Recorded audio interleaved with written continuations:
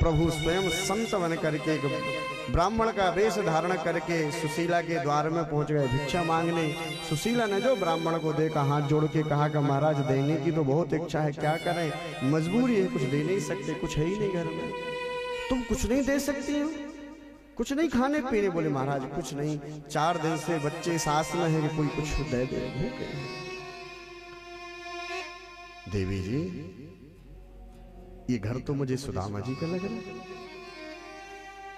है। जो सुदामा शब्द उन ब्राह्मण के मुख से सुना तो देवी सुशीला को लगा कि कोई अपना है।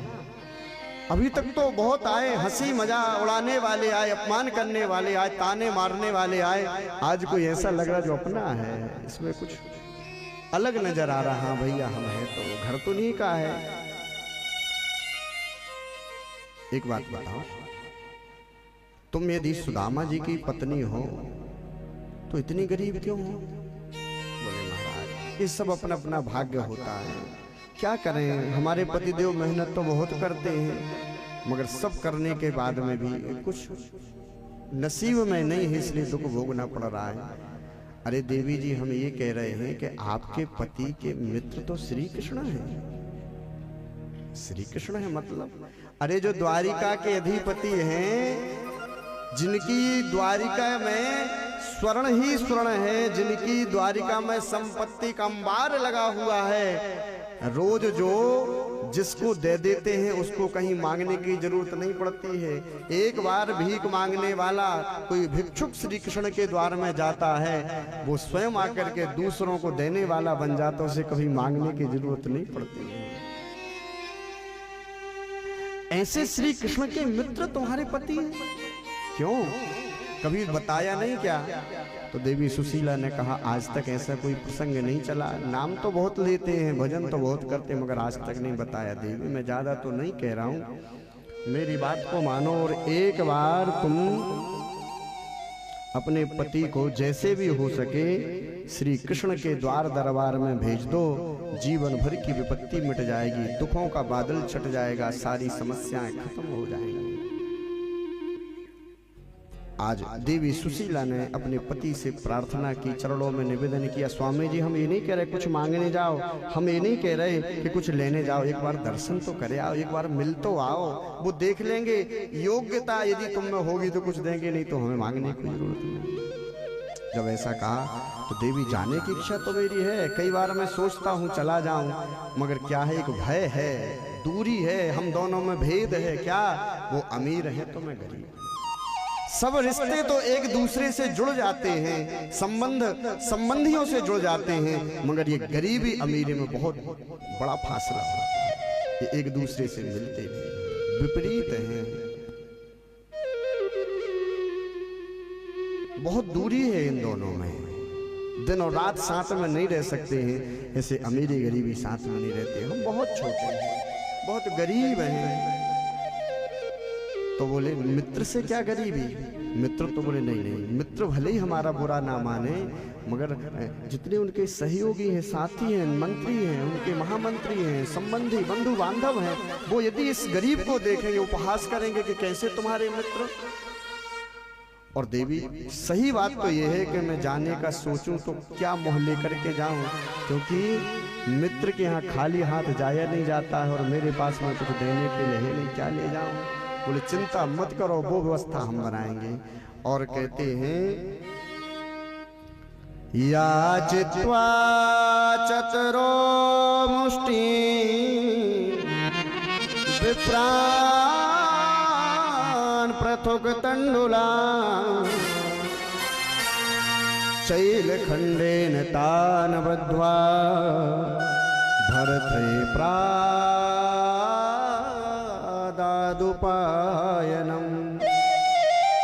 सुशीला 4 घरों में जाकर के 4 मुट्ठी चावल ले आती है और अपनी साड़ी, फटी साड़ी, साड़ी के कोर सा लपेट रखा था, उसी कोर के थोड़े टुकड़े को फाड़ करके एक छोटी सी पोटली बना के अपने पति को देते हुए कहती ये ले जाओ।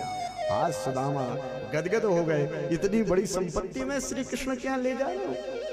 ये नहीं लग रहा कि 4 मुट्ठी चावल श्री कृष्ण के आगे क्या है, बस ये है कि मैं श्री कृष्ण को कुछ ले तो जा रहा हूँ। अच्छा, सुदामा जी की नजरों में वो 4 मुट्ठी चावल ही बहुत बड़ी संपत्ति थे, क्योंकि इनके पास तो नहीं, जिनके पास में नहीं है उनके लिए छोटी चीज भी बहुत बड़ी लगती है। और उन 4 मुट्ठी चावलों को लेकर के सुदामा जी चल पड़ते हैं। मन में विचार करते हैं श्री कृष्ण मिलेंगे कि नहीं मिलेंगे, कहाँ होंगे, कैसे, कई कल्पनाओं में खोए खोए चलते हैं। कहते हैं कि सुदामा जी थोड़ी दूर चले होंगे, हार करके थक करके एक वृक्ष के नीचे लेट गए। मेरे प्रभु ने समझे कभी नहीं आ पाएगा, अपनी योग माया से अपनी ही नगरी द्वारिका में बुला लिया। जो द्वारिका में जाकर के सुदामा ने पूछा, कई लोगों से पूछते फिर रहे, कुछ लोग ध्यान नहीं देते हैं, कुछ लोग सुदामा जी की बात को नहीं सुनते हैं। ऐसे करते करते बेचारे दिन भर भटकते रहे, किसी ने कोई उन पर ध्यान नहीं दिया। और कहते ऐसे भटकते भटकते एक आदमी मिला द्वारिकावासी। उसने कहा, काहे को भटक रहे हो पंडित जी महाराज? बताया, भैया हमें मिलना है। किन से मिलना है? चलो भोजन प्रसाद पालो, हमारे यहाँ भंडारा, आप भोजन पाए। बोले भैया भोजन प्रसाद तो बाद में पा लेंगे, थोड़ा मिलना है। किससे? बोले हमारे मित्र से। हाँ, ऊपर से नीचे तक उस द्वारिका वासी ने देखा, बोले ऐसे आदमी का मित्र हमारी द्वारिका में? यहाँ तो सब राजा रईस है, बड़े बड़े लोग हैं। बोले तुम्हारा मित्र इस द्वारिका में? भैया नाम क्या है? तो बोले नाम तो श्री कृष्ण है। अब उस द्वारिका वासी ने सोचा कोई होगा श्री कृष्ण, बहुत है वहाँ श्री कृष्ण नाम के भी। अच्छा अच्छा अच्छा, तो भैया यहाँ श्री कृष्ण तो बहुत हैं, मगर कुछ और परिचय बताओ, श्री कृष्ण कौन से श्री कृष्ण? तो बोले भैया वही श्री कृष्ण जो वृंदावन में रहे, मथुरा में रहे और हमारे साथ पढ़े। और जो कहा सो द्वारिकावासी ने ऊपर से नीचे तक देखा, ये श्री कृष्ण। अरे वे श्री कृष्ण तो भगवान हैं, वे श्री कृष्ण तो द्वारिका के राजा हैं, उन श्री कृष्ण का ही तो सब साम्राज्य है। तो बोले भैया तुम श्री कृष्ण को जानते हो क्या, मिलवा दोगे? तुम्हारी वहां तक पहुंचे तो हमारे ले चलो। बोले हमारी पहुंच? अरे भैया हम तो उनके मंत्री के मंत्री के मंत्री के मंत्री नहीं है, हमारी वहां तक पहुंच नहीं है। मगर भैया एक बात तो बता, बुरो मत मानिए, श्री कृष्ण के तो जितने सखा मित्र आए हैं वे सब धनाढ्य हैं, बड़े बड़े हैं, देवता उनका दर्शन करने। तुम कहाँ से आ गए, कैसे आ गए? तो बोले भैया वो तो अपने अपने जीवन की है, किसके जीवन में क्या संकट है वो तो स्वयं जान सकता है। भैया यदि मिल सके तो पता बता दो, और सुनो यदि ऐसे पता नहीं बता रहे हो तो कोई गली बता दो, कोई चौराहा बता दो जहां से वो निकलते हो, तो मैं देख लूंगा। क्यों देखना जरूर इसलिए है कि यदि मैं घर वापस चला गया और हमारी पत्नी श्रीमती सुशीला देवी ने पूछा श्री कृष्ण कैसे लगते, मैं झूठ तो बोलता नहीं हूँ, जब देखूंगा नहीं तो बताऊंगा कैसे। तो केवल देखना है, मिलना जुलना तो हम गरीब कौन मिलाएगा। तो बाबा ज्यादा तो मैं नहीं कह सकता हूँ, एक काम करो, वो बहुत बड़ा द्वार है ना, उस द्वार पे जाकर के खड़े हो जाओ। द्वारपाल यदि तुम्हारे ऊपर कृपा कर दें तो हो सकता है मिलना जुलना हो जाए, बता देंगे, रास्ता बता देंगे कहाँ से कृष्ण निकलते हैं, कहाँ से हमारे राजाधिराज प्रभु निकलते हैं, तो थोड़ा सा तरस परस हो जाएगा, पहचान जाएंगे, तो मुलाकात भी हो जाएगी। द्वार पर गए, द्वार पे जाकर के खड़े हो गए। अब द्वार के जो द्वारपालों को देखा तो शरीर कांप गया, ये डांटने न लगे। भाई किसी पुलिस वाले से कोई गरीब आदमी बात करता है तो कितना डरता है, हमको डांटने न लगे, फटकार न दे, हम इतने गरीब। और द्वारपाल तो वैसे ही वेशभूषा में डंडा लेके खड़े रहते। जब कांपने लगे तो द्वारपालों ने कहा भैया कहाँ से आए, कैसे? श्रीमद् भागवत में ये वर्णन नहीं है कि धक्का दिया या मारा पटका, ये तो कोई गायक ने गाया, ऐसा नहीं।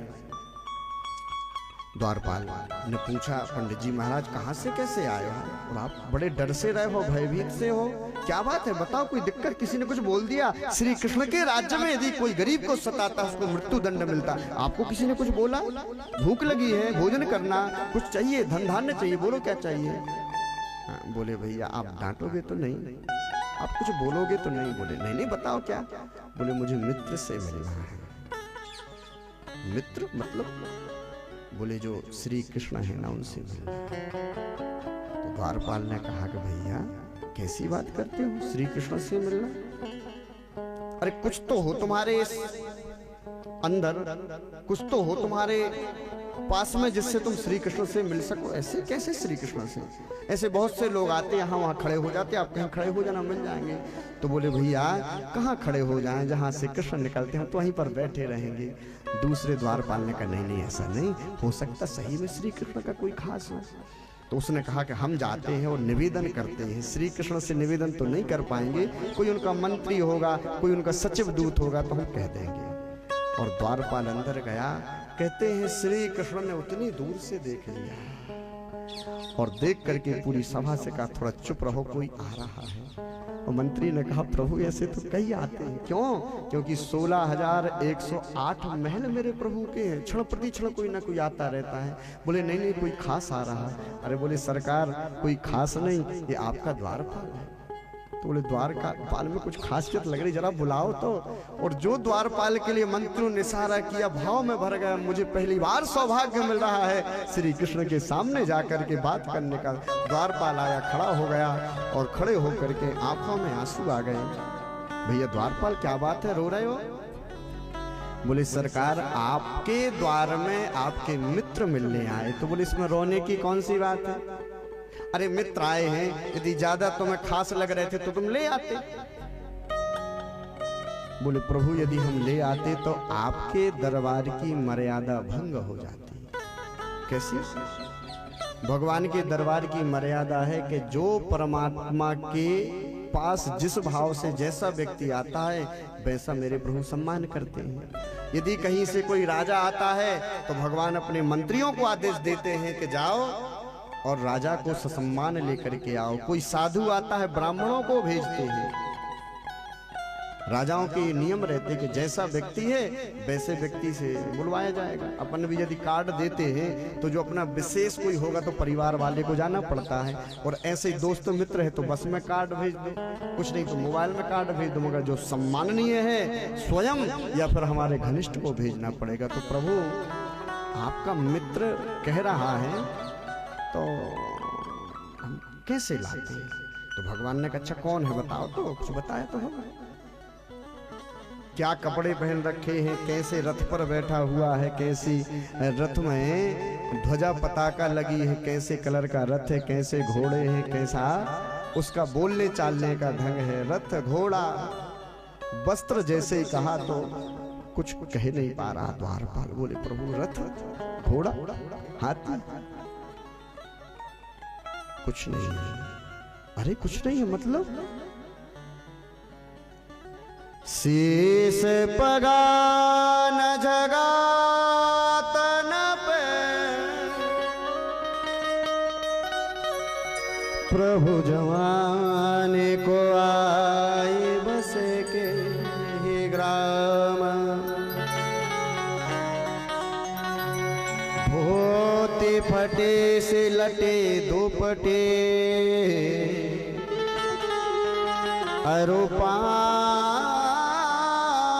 उपान है को नहीं सामा। ना प्रभु वो कोई रथ में बैठ के आए हैं, ना कोई उनकी सवारी है, ना उनके साथ में कोई उनका दास सेवक है। अरे प्रभु रथ हाथी घोड़े की बात तो छोड़ दो, पहनने के लिए चप्पल भी नहीं है। एड़ियां फट गई, पाँव में से खून निकल रहा है और पाँव कांप रहे हैं, डर रहे हैं ऐसा ना कोई डांट ना दे। एक लाठी लिए हुए खड़े हैं और बार बार हमसे हाथ जोड़ जोड़ करके कह रहे थे भैया हम बड़े गरीब हैं, आप हमें कुछ बोलना मत, क्योंकि हमारी तो नहीं थी इच्छा कि हम आए, क्योंकि बहुत गरीब हो। तो बच्चों ने और बार बार पत्नी ने कह दिया तो हम कहने से आ गए भैया कुछ बोलना मत। ऐसा कह कह करके अपना परिचय बता रहे हो। कैसे? द्वारे खड़ो दुज दुर्बल चकी देख रहे हो वसुधाय अभिराम।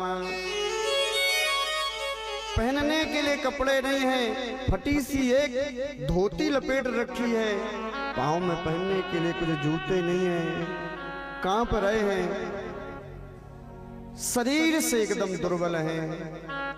दुबले पतले कोई ब्राह्मण खड़े हैं और खड़े होकर के बार बार भय से भयभीत होकर के जमीन को देख करके बड़े संकोच में कह रहे कि मुझे अपने मित्र का पता बता दो, मित्र से मिलना है। मेरे प्रभु को याद आने लगा कोई दूसरा हो नहीं सकता है, सबको तो मैंने सब दे दिया, एक रह गया है। आ गया ए भैया, नाम तो बताया होगा कुछ। द्वार खड़ो तुझे दुर्बल चटी देख रहो वसुधाय विराम, पूछत दीन दयाल को नाम, बतावत आपनो नाम सुदामा। बोले प्रभु सुदामा का जो सुदामा कहा श्री कृष्ण को ऐसे लगा जैसे सब कुछ श्री कृष्ण को मिल गया हो, बरसों बरस की खोई हुई संपदा मिल गई हो, जैसे एक मृत शरीर को प्राण मिल गए हो, जैसे एक गाय का मरा हुआ बछड़ा जिंदा हो गया हो, जैसे एक माँ का मृत बालक जीवित होकर के खड़ा हो गया हो। श्री कृष्ण को ऐसे लगा जैसे सब कुछ मिल गया। क्या सुदामा आ गया?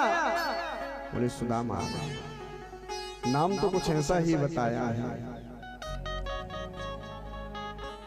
जल से नहीं पानी परात को हाथ छुओ नहीं, नैनन के जल 100 पग धोए।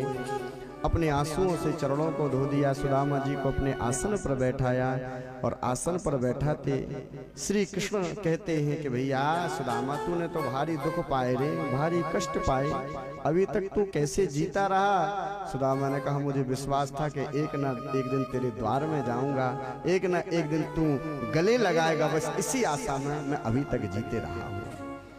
और फिर मेरे प्रभु ने कहा कि भैया सुदामा गृहस्थी कैसी है तुम्हारी? तो पूरी गृहस्थी का हाल बताया और गृहस्थी का हाल बताने के बाद में सुदामा जी की आंखों में आंसू आ गए। भगवान समझ गए। अच्छा एक बात तो बताओ, तुम्हारी शादी हो गई है तो भाभी जी ने कुछ उपहार दिया, भेंट दिए, कुछ रखा है? पहले तो सारे मना किया, मगर मेरे प्रभु को पता है कि भाभी ने बड़े प्रेम से 4 मुट्ठी चावल दिए हैं और उन 4 मुट्ठी चावल को परमात्मा ने खाया क्या पूरी दरिद्रता मिटा।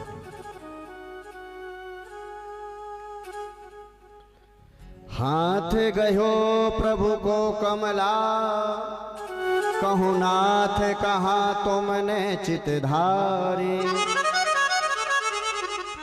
तंदुल खाए मुठी 2 दिन, कियो तुमने 2 लोक बिहारी। देवी रुक्मणी ने हाथ पकड़ के कहा कि क्या कर रहे हो? आपने 2 मुट्ठी चावल खा के 2 लोग तो दे दिए, अब क्या तीसरी मुट्ठी खा करके पूरा सब कुछ दे दोगे? खाए मुट्ठी तीसरी अवनाथ, कहाँ निज वास की आस विचारी। यदि तुमने तीसरी मुट्ठी और खा ली ना ठाकुर जी तो त्रिलोकी नाथ कहलाना बंद हो जाओगे, पूरा त्रिलोक का ऐश्वर्य सुदामा को प्रदान कर दोगे। भाव तो बड़ा अद्भुत है, बड़ा गहरा है।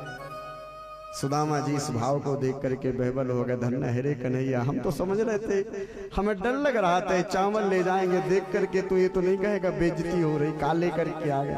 हम यदि किसी बड़े आदमी के यहाँ कुछ चीजें ले जाए ना, बहुत से हमारे रिश्तेदारों की आदत होती, ज्यादा पैसा नहीं होता ना, तो गाँव से क्या करेंगे कि चना ले जाएंगे, चने का पेड़, चने के हरे पेड़ पटा के ले जाएंगे, घर में यदि लौकी लगी है, कड़ी लगी है, कुछ भी लगा है तो ले जाते हैं। किसके लिए? कि हमारे रिश्तेदार प्रसन्न होंगे। मगर बड़े बड़े लोग ऐसे होते कि उनका कोई सम्मान नहीं करते। ये चीजें तो यहाँ फ्री में मिलती, गली में डली फिरती। उस वस्तु का नहीं, उस व्यक्ति का महत्व समझो जो भाव से लाया, घर से अपने बच्चों के मुंह से छीन करके लाया है। भगवान के मेरे प्रभु प्रसन्न हो गए और प्रसन्न होकर के कहते भैया सुदामा भोजन कर ले रे, भोजन करवे की इच्छा, तेरे साथ में कई दिनों से भोजन न कियो। और कहते जैसे ही सुदामा जी के सामने 56 भोग आया, टप टप आंसू गिरने लगे। खाना नहीं खा रहे, भोजन नहीं कर रहे, टप टप आंसू जब गिरे, भगवान ने कहा क्यों सुदामा क्या बात है, रो क्यों रहे हो? बोले मैं तो 56 भोग खा रहा हूँ कन्हैया, मेरे बाल गोपाल आशा देख रहे होंगे कि पिताजी आ जाए तो कुछ रूखी सूखी मिल जाए। वो तो भूखे बैठे होंगे, कुछ नहीं खाया। मेरी पत्नी बड़ी पतिव्रता है, जब तक मैं पहुंच नहीं जाता हूं ना एक दाना नहीं खाती, आस लगाए बैठी रहती पति देव आ जाए। भगवान ने कहा अरे बाप रे, तुझे तो मैं कौद में दे रहा हूं, पहले अपने हाथ से तेरे बच्चों को, तेरी पत्नी को खिला करके आ गया। ये मेरे प्रभु की करुणा है। सही बात है कि जब वो देने पे आते हैं ना, जब वो कृपा करते हैं, कोई सोच नहीं सकता इतना देते हैं। और भगवान ने दिया, बहुत दिया, बहुत दिया। सुदामा जी किस पावन प्रसंग को जो सुनता है, कथा अभी और